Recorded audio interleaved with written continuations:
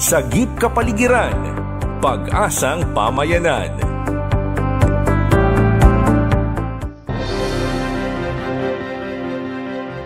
Isinusulong para maging ordinansa sa bayan ng Pagbilao ang pagban sa mga bagong itatayong coal plant. At nitong ang hapon ng Nobyembre 16 ay isinagawa na ang pampublikong pagdinig. May titulo itong Ordinance Banning the Construction of New Power Plant Using Coal or Diesel Fuel in the Municipality of Pagbilao, Quezon. At ang may akda nito ay si Konsehal Manuel Manny Luna. Mga co-author naman sina Konsehal Jeffrey Tiñana at Konsehal Celedonio Dapla. Ayon kay Konsehal Luna, napapanahong ipasa ang ordinansa bilang tugon ng bayan ng Pagbilao sa international commitments ng Pilipinas sa Paris Agreement Against Climate Change, partikular sa 21st Conference of the Parties or COP21 na napagkasunduan sa Paris na babawasan na ng ating bansa ang mga gawaing nakakaambag sa paglala ng climate change na ang pangunahing dahilan nga ay ang paggamit at pagsusunog ng coal at mga fossil fuels. Ginawang batayan ng ordinansa ang Department of Energy Moratorium Order ni dating kalihim Alfonso Cuse na may petsang October 27, 2020 na iban ang pagtatayo ng bagong coal plants. Yung po mga whereas clauses po nito, ang by the way entitled po, ang ordinance is an ordinance banning the construction of new power plant using coal or diesel. Sinama ko lang po yung diesel. Kasi ano rin po siya, it contributes much also to emission of carbon dioxide in the municipality of Pagbilao, as fuel in the municipality of Pagbilao. Kasama ko po si Konsehal Tiñana po dyan. Yung pong unang whereas, ayun pong moratorium na existing po sa ngayon, ano po, si President Marcos, yung current administration, pinapanatili po yung moratorium.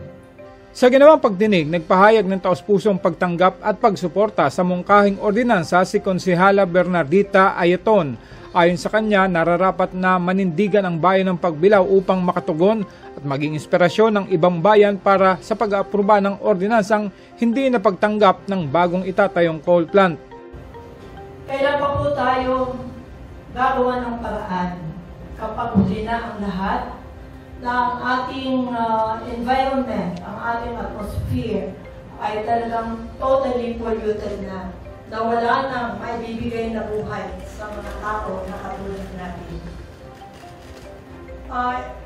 Naniniwala po ako na ito ay pinakamagandang paraan to ban all our non-renewable sources of energy. Nagpahayag din ng pagsuporta si Victor Popoy Pornales na nooy dumalo rin sa hearing bilang kinatawan ng parokya ng St. Catherine of Alexandria Parish Church ng Pagbilao.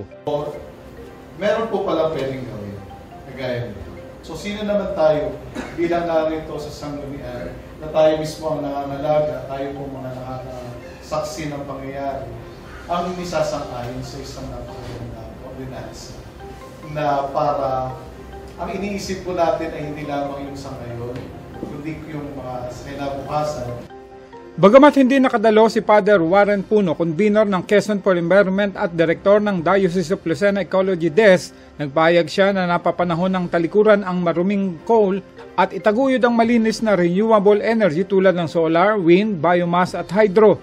Biniyayaan ang Pagbilao ng mga talon at ilog tulad ng Palsabangon at binahaan na pwedeng gawing mini hydro na pwedeng malinis na mapagkukunan ng kuryente tulad ng ginawang proyekto sa bayan ng San Luis sa lalawigan ng Aurora na hindi lang nakatulong sa pagbibigay ng kuryente sa mamamayan, kundi nakatulong din ito sa pagbibigay ng hanap buhay sa mga mamamayan dahil sa turismo na siyang isa sa pinagkakakitaan ngayon o source of income ng lokal na pamahalaan ng San Luis, Aurora.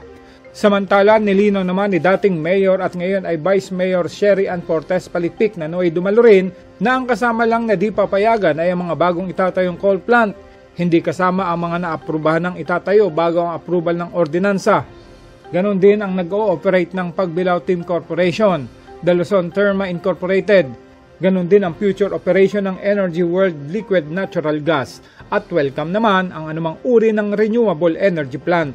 Iminungkahi rin niya na kailangan ang matibay na basis ng proposed ordinance sa halip na ang unnumbered moratorium order ni dating Secretary Cuse. Yun lang po, Sir Manny. We're gonna have to get a more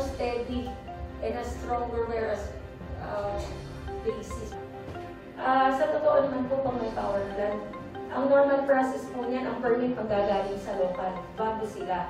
Pero ang nangyayari, may dala silang papel, galing sa taas, dala na sa amin.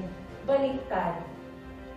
Baliktad po yan. Pero the normal process is, sa business permit, pag kumuha ng business permit, whether small, medium, or large enterprise, dito, kami muna. Kung sakasakali ang pagbilaw, nakauna-unang bayan sa Quezon na nagkaroon ng coal plant, ang siya ring kauna-unahang bayan na magbaban sa ganitong source ng enerhiya. Dumalo sa nasabing pagdinig ang mga taga-ibabang pulo, MSK ng St. Catherine of Alexandria Parish Church ng Pagbilao, Avoitis, Tem Energy, Tanggol Kalikasan, ganun din ang ilang national at local media at mga konsehal ng miyembro ng konsernadong komite. Ako si Randy Remontigue at ito ang Sagip Kapaligiran.